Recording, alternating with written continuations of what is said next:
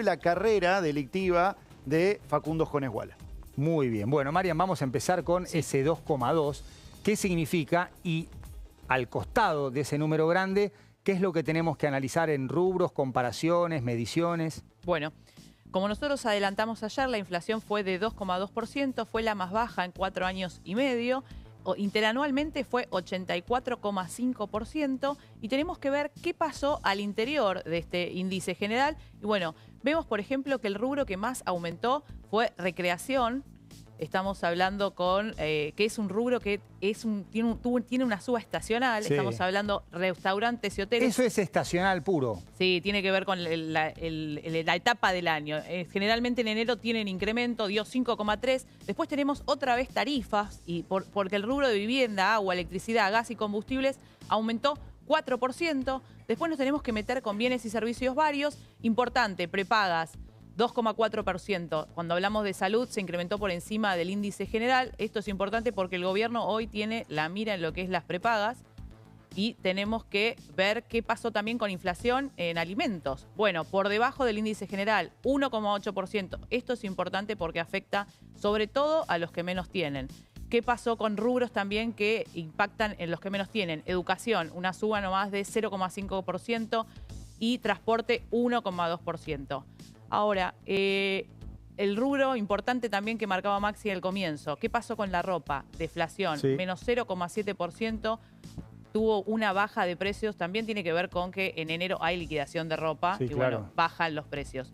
Si nos metemos a ver qué pasó con los alimentos por dentro, bueno, tenemos precios que subieron y precios que bajaron. Los rubros que tuvieron bajas de precios son, por ejemplo, la papa, el zapallo anco, todo eso tuvo baja. Sin embargo, el limón, por ejemplo, que uno lo puede ver cuando va al supermercado, a mí me había llamado la atención, un incremento de un 50%.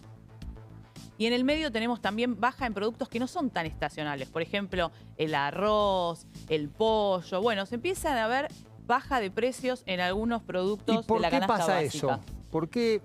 Bueno, en realidad hay algunos aumentos y subas y bajas que tienen que ver con estacionalidad. Ahí sobre todo estamos hablando de frutas y verduras. Y después en algunos elementos como arroz o pollo, bueno, ya puede haber que haya mayor competencia y que algunos precios, como dice el gobierno, pueden empezar a bajar. Porque ahí ya no juega tanto la estacionalidad. Después, cuando nos metemos con lo que fue la inflación a nivel regional, bueno, tenemos que decir que Argentina perdió el primer lugar en lo que es la inflación mensual e interanual porque Venezuela volvió a tener el primer lugar, supo ser el campeón en términos de inflación. Bueno, volvió al primer lugar, ahora está 7,9, les dio en enero, a nosotros nos dio 2,2. Bueno, entonces viene Venezuela, después venimos nosotros y después viene el pelotón de países de la región. Estamos hablando de Brasil.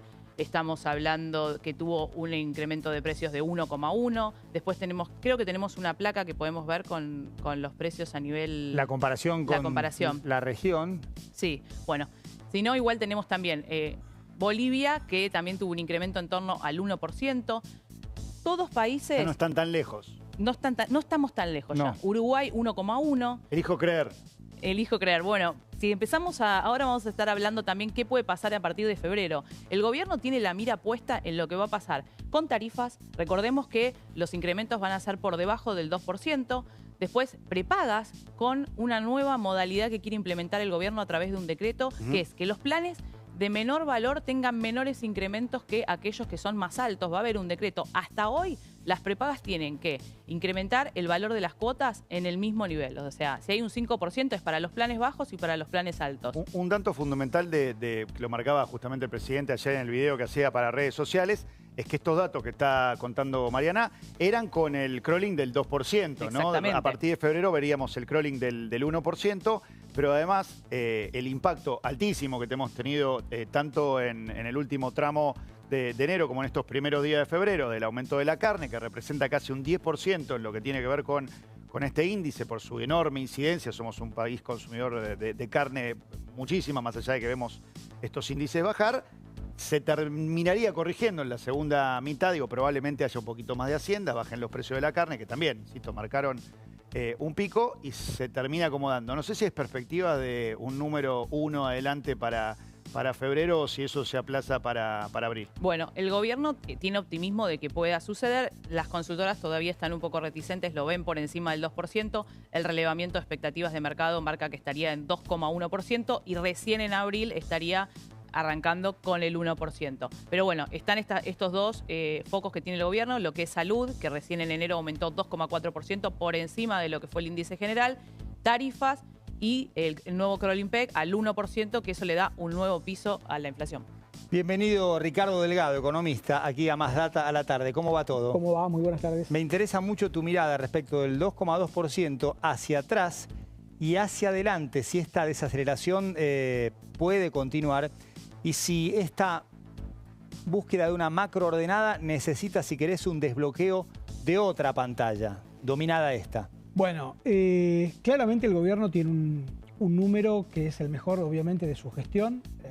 Y esto indica que se ha hecho en los primeros 12, 13 meses bien las cosas en materia de cuáles son los ordenamientos macro que necesitas para que la inflación pase de ese casi 30, 20 y pico que tuvimos en diciembre, 20 de enero, a este punto, a 2,2 de este enero del 25.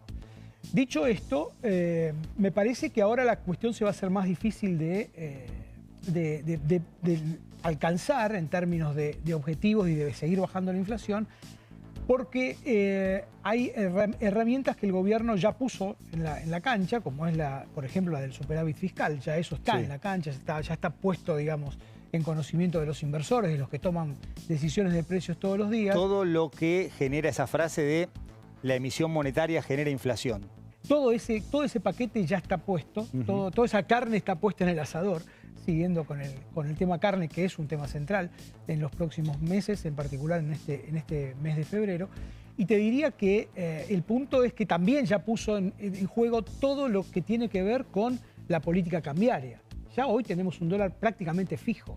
Casi estamos en el dólar, digamos, parecido a lo que era el ancla de la convertibilidad. Claro. El gobierno usó como ancla antiinflacionaria al dólar, bajó el crawling, como decía Mariana recién, del 2 al 1, y ahora entonces empiezan a haber este tipo de cuestiones de vamos a tener que ir a atacar a algunos sectores puntuales.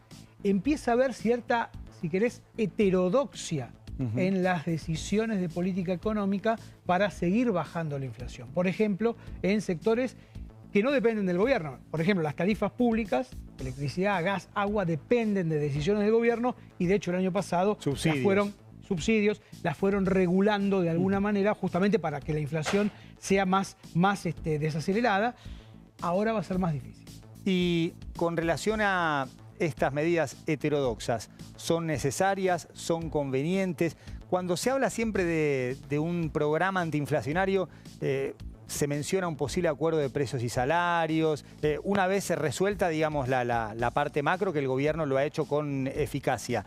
Como si, volviendo a la escena del videojuego, pasás una pantalla, viene otra más difícil donde no te alcanza lo que hiciste para esa primera o segunda pantalla. Bueno, exactamente. Yo, a ver, no usaría exactamente la palabra de que tenés que ahora mudar a una economía o una visión más heterodoxa de la macro, porque además no va a suceder. No va a pasar. Eso no va a pasar. Ahora, también es cierto que el gobierno está dando las señales en el sentido de que el 1% es el nuevo objetivo, el crawl al 1. Por supuesto, el gobierno va a decir que no, pero las decisiones de, por ejemplo, no aumentar prácticamente los salarios públicos o, por ejemplo, dar la señal de no convalidar aumentos salariales en el sector privado por arriba del 1, 1,5. El transporte que está congelado, lo veíamos recién, es uno de los ítems que tiene 0,9%. Algunos dirán está retrasado, otros dirán no, lo que pasa es que aumentó muy fuerte en el primer tramo del 2024. Pero hoy el gobierno tiene que ir hacia ese 1% en las variables centrales. La tasa de interés está bajando sensiblemente también, que eso tiene otra contracara. Es decir, bueno, ¿cómo hacemos para sostener que los depósitos en pesos mantengan cierta rentabilidad? Digo, ahora por eso digo, empieza a haber una sintonía mucho más fina de la que hubo, sobre todo en la primera mitad del año. Quiero preguntarte por el tipo de cambio, cuál es hoy la situación del tipo de cambio y también si el acuerdo o un eventual acuerdo con el Fondo Monetario Internacional sería una variable a tener en cuenta para la siguiente etapa del programa económico. Empiezo por la segunda. Yo creo que el acuerdo con el fondo va a ser el evento macroeconómico del año. Sin duda, eso va de alguna manera a modelar lo que viene Y estos meses, hasta que se llegue al acuerdo, que será marzo, abril, van a ser, insisto, los prolegómenos de una nueva configuración macro que va a venir a partir de ese acuerdo. ¿Qué pasa si durante la semana que viene, en función del viaje que tiene Milei a los Estados Unidos, hay algún tipo de anuncio de otros créditos que no sean el FMI, créditos de otros bancos? Digo, sirve... Bueno, bienvenido. Okay. O sea, a ver... Pero digo, ¿podría hacer descender el riesgo país, que fue uno de los temas de esta semana? A ver, yo creo que siempre en la macro vos tenés que tratar de encontrar la armonía entre el mundo de los pesos y el mundo de los dólares. Siempre esos mundos están en conflicto, siempre, históricamente en la Argentina, han tenido y siempre hemos tenido problemas por el lado de la falta de dólares. Hoy el Banco Central, mirando el número fino, tiene reservas negativas. Entonces, todo lo que se obtenga en materia de fortalecer la caja en dólares del Banco Central, bienvenido. El gobierno ha hecho un gran trabajo en el mundo de los pesos, lo ha ordenado. Por supuesto tiene el cepo, que no es una cuestión menor, que hay que resolver en términos de stock, pero en términos de flujo, justamente el superávit fiscal te permite chupar pesos del mercado. Ahora hay que empezar a darle más importancia a todo lo que tenga que ver con el frente externo. Y una pregunta, vos tenés una medición también de precios, ¿qué estás viendo para febrero? Y la pregunta que se hacen muchos argentinos, ¿cuándo lo voy a empezar a sentir esta desaceleración de precios en mi bolsillo, en mi consumo? Bueno, nosotros para febrero estamos, los primeros números nos están dando, sobre todo porque la primera semana fue mala, básicamente por el fuerte aumento de las carnes, que como bien decía Maxi, representa el 9% del IPC. O sea, en la ponderación lo que pasa en la carne es central.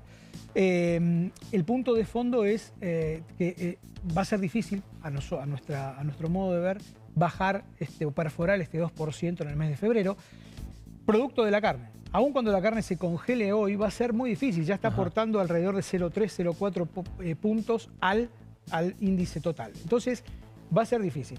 ¿Hubiese sido un buen momento? Sí, porque febrero estacionalmente es un mes fácil en términos inflacionarios. Viene marzo, que es un mes difícil. Y la segunda parte no recuerdo. ¿Cuándo la gente va a empezar a percibir que se desaceleran los precios? Hay siempre discusión acerca de que el número de inflación no representa la inflación de cada uno. Y es verdad, es así, definitivamente. ¿Por qué? Porque el índice de precios que mide el INDEC, que vale la pena resaltar, es hoy, digamos, conducido por un equipo profesional. Marco Lavagna, que estaba de la gestión anterior. Exactamente, y que creo que de vuelta ha sido una buena decisión política del gobierno actual mantener al director anterior, sobre todo en un tema tan clave, tan crítico, tan central como es la formación de expectativas sobre las estadísticas públicas. Primero, vos tenés una cuestión que tiene que ver con que el índice nuestro, el de la ciudad de Buenos Aires, dio 3,1. Dio casi un punto más. O sea, nosotros ya sentimos más inflación. Primera cuestión. Segunda cuestión, la canasta que mide el INDEC está desactualizada. Es una canasta del año 2004. ¿Qué quiero decir canasta? En cuanto gastamos... Hábitos por ejemplo, Internet prácticamente no existía en el 2004 en términos de ponderación de gasto. Hoy tiene una relevancia muy importante. Y eso el INDEC informó que lo va a cambiar. Veremos cuándo. Ricardo, un placer. Muchísimas gracias. Muchísimas gracias Ricardo Delgado charlando con nosotros. Yo me voy a otro sector del estudio